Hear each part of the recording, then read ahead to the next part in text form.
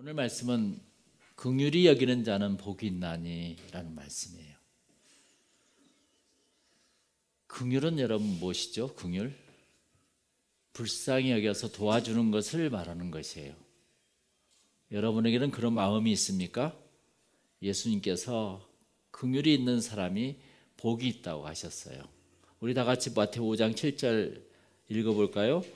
긍휼히 여기는 자는 복이 있나니 그들이 긍휼히 여김을 받을 것임이라 그랬습니다. 그렇죠. 긍휼히 여긴 자는 복이 있다고 했고, 다시 예수님께서는 긍휼히 여김을 받는다고 말씀하셨어요. 이게 무슨 말씀일까요?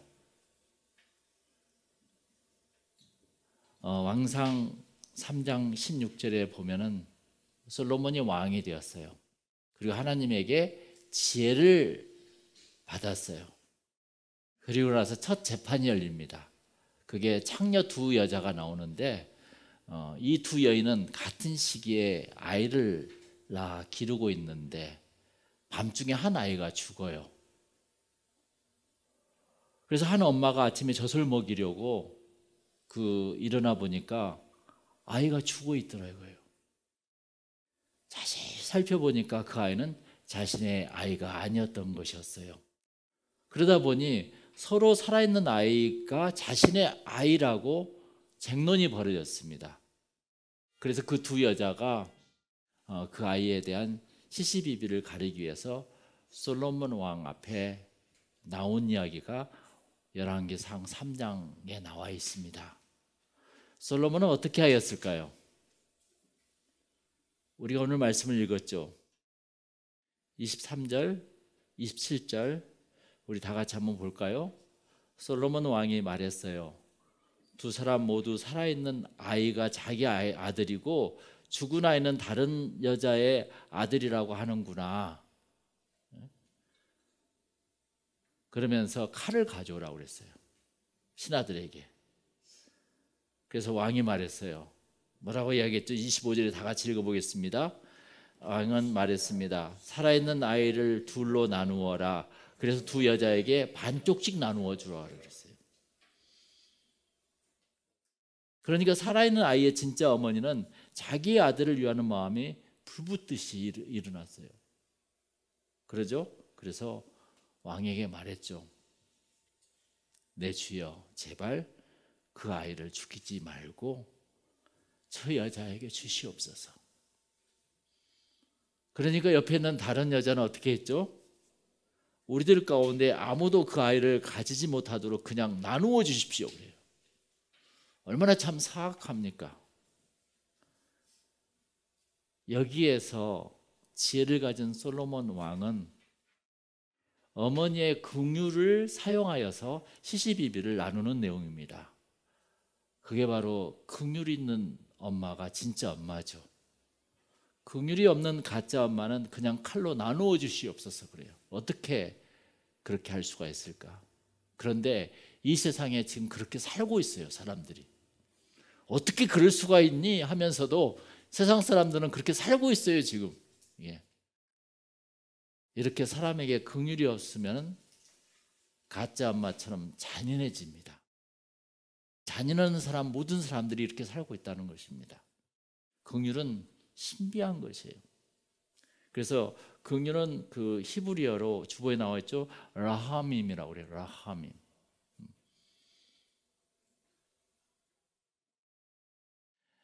어머니의 자국이란 뜻이 히브리 말로 라함이란 뜻이거든요. 그래서 라함임 긍휼은 어머니의 자궁에서 나온 말입니다. 그래서 긍휼은 어머니가 자녀에게 느끼는 감정에서 시작된 단어예요. 성경에서는 그 하나님의 마음이 긍휼하시다라는 말씀이 많이 나오는데 그 중에 참 대표적으로 출애굽기 34장 6절에 나와요. 5절 6절에 보면 여호와께서 구름 가운데 강림하사 바로 이제 시내산에 모세가 다시 올라가죠.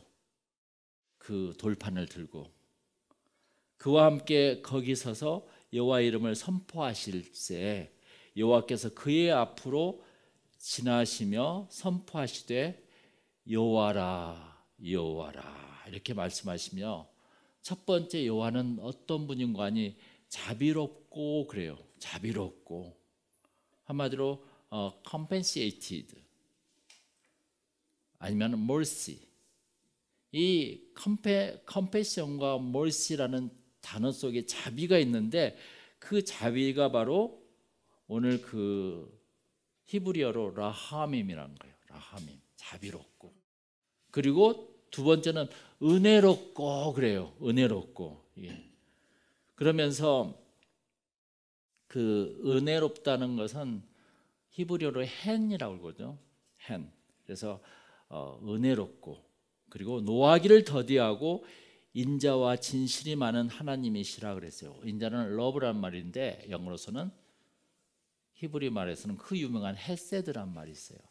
그래서 헤세드가 라하밈과 같은 동격의 뜻인데 약간 달라요. 라하밈은 자비로운 것이고, 헤세드는 하사드, 사랑에서 나오는 단어인데, 그 헤세드로서 보이죠? 인애란 뜻입니다. 달라요 이게. 그래서 진실이 많은 하나님이라 이렇게 말씀해요. 그때 첫 번째가 나온 게 바로 뭐였죠? 오늘 말씀에 첫 번째가 자비롭고 그랬어요. 자비롭고. 그래서 하나님의 마음은 첫 번째가 긍휼하시다, 자비하시다라는 말씀이 맞습니다. 그래서 이스라엘 백성들이 노예 생활로 너무 고통스러워하니까 탄식하며 부르짖었어요. 하나님이 그 부르짖는 소리를 들으시고 출애굽기 2장 25절에 하나님이 이스라엘 자손들을 돌보셨고 그들을 기억하셨더라 이렇게 말씀합니다. 그들을 불쌍히 여기시고, 그러니까 라하밈이 생겨서 그들을 출애굽하게 하신다는 것입니다. 할렐루야. 네. 이스라엘 백성들이 위험한 광야를 지날 때 배고프고 목말라 할 때도 어떻게 했죠? 하나님은 라하밈이 생기셔서 그들을 자녀처럼 돌보셨다. 그것을 긍휼이라고 하시는 겁니다. 그래서 그들에게 필요한 음식과 물과 입을 것을 다 공급하시죠. 하나님께서 친히 그들을 인도하십니다. 이것이 바로 긍휼 라하밈이라는 것이에요. 할렐루야. 하지만 여호와의 끊임없는 라하밈에도 불구하고 이스라엘 백성들은 어떻게 하죠? 계속해서 하나님을 배반해. 그게 바로 구약의 선지자들이 썼던 이야기예요. 다 배반하고 다른 신들에게 충성을 맹세해요. 이러한 상황에도 하나님은 계속 그들을 불쌍히 여기사 라하밈을 보이시며 어떻게 했죠? 바벨론 포로에서 회복될 것을 이사야를 통해서 또 말씀하십니다. 이사야 49장 15절에 여인이 어찌 그 젖먹는 자식을 잊겠으며 그래요. 그렇죠? 엄마에 꼭 비유해요. 그게 바로 라하밈이에요. 긍휼. 자기 태에서 난 아들을 긍휼히 여기지 않겠느냐. 그들은 혹시 잊을지라도 나는 너를 잊지 아니할 것이라. 이렇게 어머니의 마음으로 가득 찬 하나님은 긍휼하셔서 디아스포라 된 그 하나님의 백성들을 결국 어떻게 한다고요? 구원하신다는 것입니다. 할렐루야. 그게 하나님의 가장 첫 번째 마음의 긍휼이에요. 그리고 이사야서는 하나님의 긍휼을 더 깊이 이야기하면서 하나님의 인류의 고통에 직접 참여할 것을 이야기하죠. 그게 이사야 7장에 나와 있어요. 14절에 그러므로 주께서 친히 징조를 너에게 주실 것이라. 보라 처녀가 잉태하여, 여기서 아들에 대한 이야기를 해요. 아들을 낳을 것이요 그의 이름을 임마누엘이라 하리라. 이것을 이사야가 예언을 하십니다. 그대로 되었죠? 그게 바로 라하밈 긍휼이라는 것이 하나님의, 이것이 바로 라하밈 헤세드 긍휼이라는 뜻입니다. 우리를 불쌍히 여기시어 친히 인간으로 오셔서 병든 자를 품어주시고 고쳐주시고 소외된 자를 돌봐주시고 인간의 고통에 직접 참여하고 있다는 것입니다. 그리고 예수님은 모성의 본능을 통해서 불순종한 서기관과 바리새인들에게 긍휼을 이야기하면서 꾸중하십니다. 그게 오늘의 말씀의 그 앞장이 나오는 거예요. 그래서 어떻게 말씀하는 거 아니? 암탉이 병아리를 날개 아래 품듯이, 또 엄마 비유를 들죠. 내가 너의 자녀를 모으려고 한 적이 몇 번이더냐? 왜 너희들은 그렇게 말을 듣지 않느냐? 하면서 마태복음 23장 37절에 이렇게 말씀을 하십니다. 그게 긍휼이라는 것입니다. 약간 사랑과 뉘앙스가 달라요. 헤세드와는. 그렇죠? 긍휼은 하나님의 모성의 본능이십니다. 긍휼 그 라함임의 극치가 뭔지 아세요? 예수님께서 십자가의 죽으심으로 우리를 구원하셨다는 것입니다. 그게 바로 긍휼의 극치예요. 할렐루야. 예. 그리고 더 나아가서 긍휼의 주인이신 주님께서 오늘 본문 말씀을 하게 돼요. 25장에 31절에 이 말씀에서 우리들에게 종말이 온다, 마지막 때에 대해서 말씀하시면서 긍휼한 마음을 갖게 하시는 말씀이 오늘 말씀이에요. 할렐루야. 사람은 반드시 죽을 때가 오고 종말이 오고야 만나는 것입니다. 그때 31절에 인자가 모든 천사들과 함께 영광 가운데 다시 와서 영광의 보좌에 앉을 것이다. 그날이 반드시 온다. 그때가 되면은 항상 마지막 때가 있어요. 인간의 종말 때가 있어요. 그거는 지구가 종말 때를 이야기한 것도 있지만 내 개인적인 종말을 이야기할 때가 있어요. 내가 죽을 때가 되면은 이런 현상이 일어납니다. 심판이 꼭 일어나요.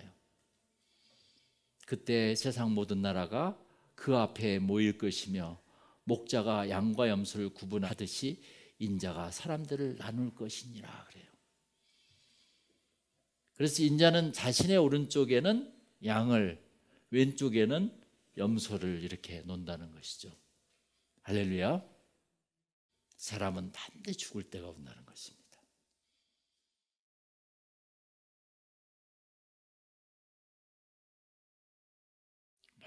모든 민족을, 우리들을 양과 염소로 구분하신다 이거예요.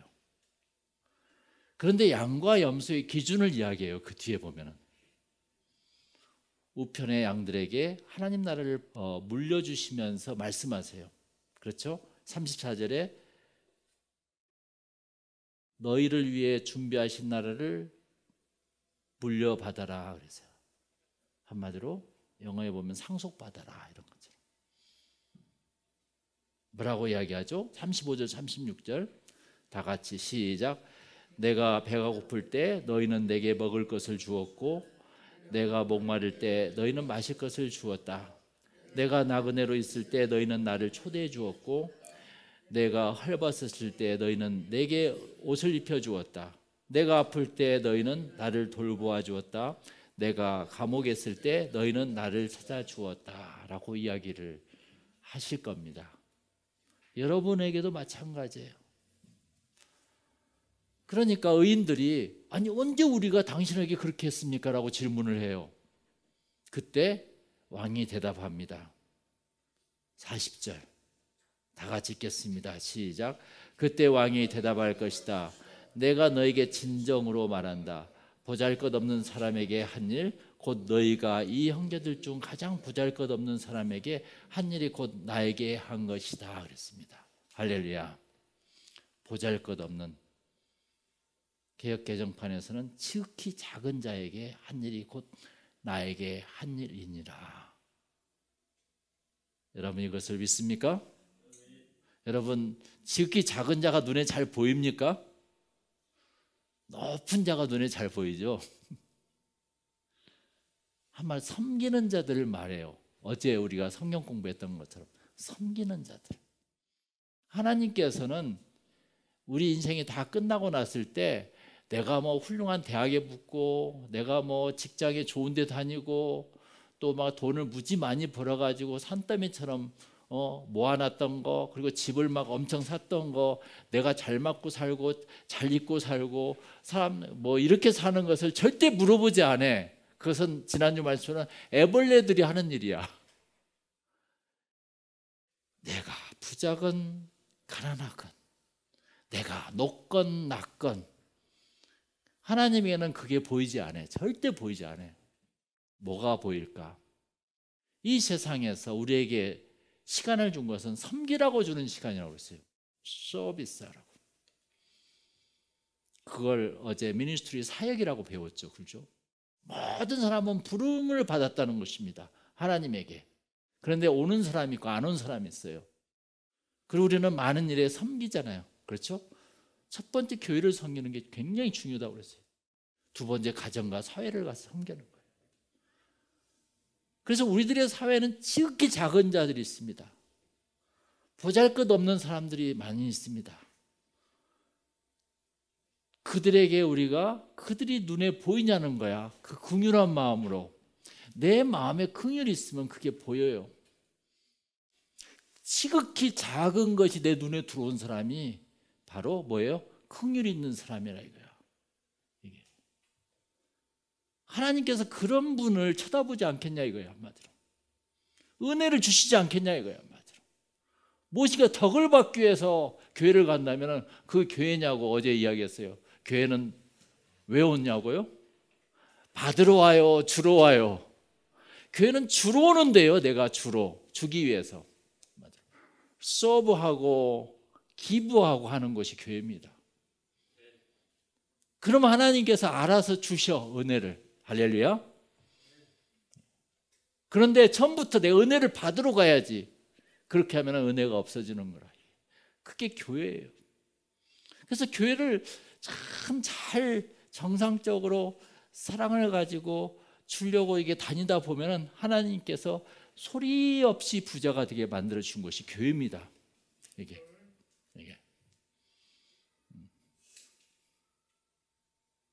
우리들은 예수님께서는 이 세상에 오실 때 어디에서 태어났죠? 구유에서 태어났어요. 이스라엘 궁전에서 태어나지 않았다니까요. 아주 냄새난 그 구유에서 태어나셨어요. 맞아요.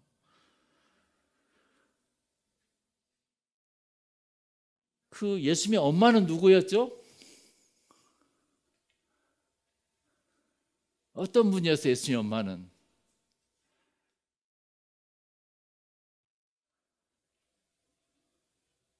아주 나사렛의 시골에 아주 촌스러운 여자였습니다.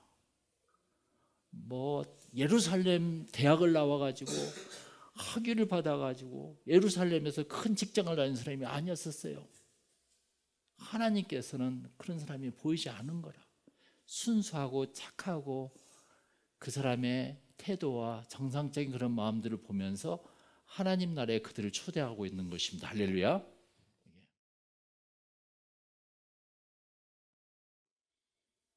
그 가난하고 작은 교회를 섬기는 사람들, 긍휼, 라하밈이 무엇인지 아는 사람들, 하나님은 그분들을 구분하신다는 것입니다. 여러분 종말이 멀리 남아있다고 생각하세요?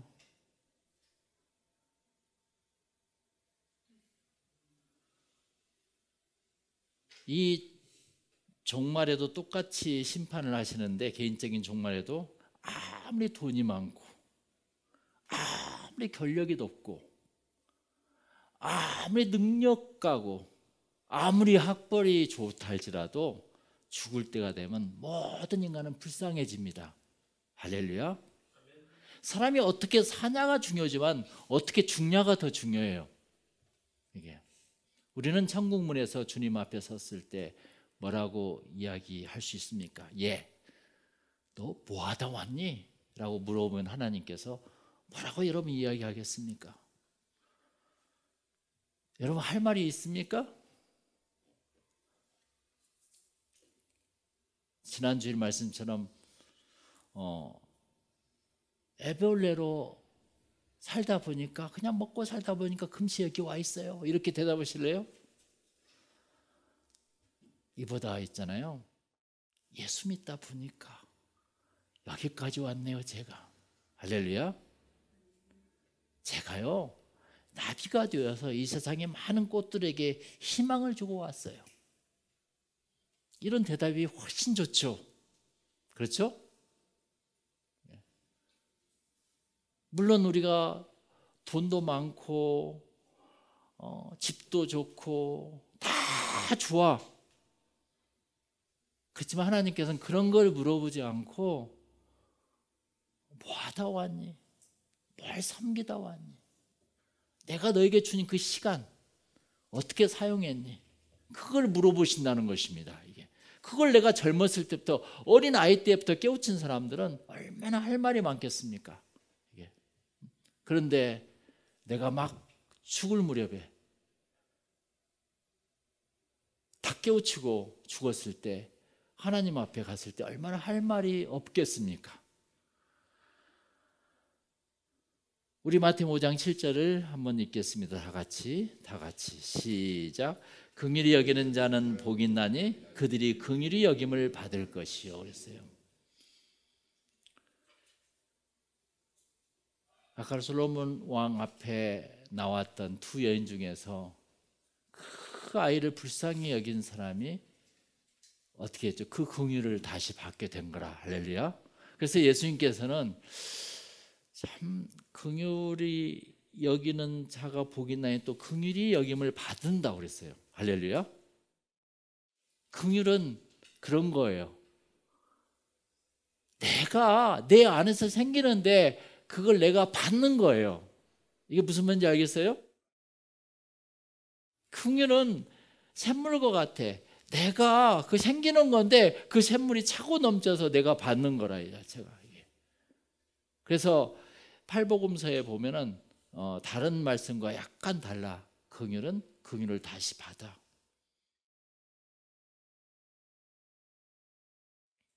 여러분 높은 빌딩에 있는 사람이 잘 보입니까? 낮은 불쌍한 사람들이 눈에 잘 보입니까? 그것은 내 긍휼이 문제예요. 긍휼이 문제. 여러분 이러한 긍휼이 있는 양들 이것을 하나님께서는 오른손편에 놓는다고 그랬습니다. 그러한 훌륭한 나비들이 되시기를 축원합니다. 우리 다 같이 기도하겠습니다.